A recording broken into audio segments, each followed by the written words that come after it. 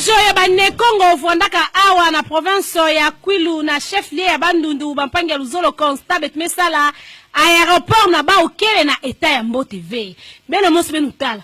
Beto bokila ya aéroport to aérodrome. Pour modèle bet mekuta kuzabati aéroport national ya Mvimba ya feti vonda na ba norme na yau kasi awa. Mabulu na kati ya bapiste moyen kutuba vena maza. Kote ya nkaka matiti loko ya benu kele na mfinda banyoka kena kubima nsabatu bake na mfinda. Bosi ba escalier population meka kita mutini bake kitaka ba escalier na bao yao yai.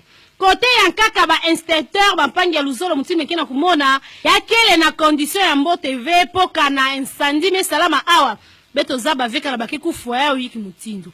Piste donc mabanga ya mutini mekena kumona ya kele limite ya piste.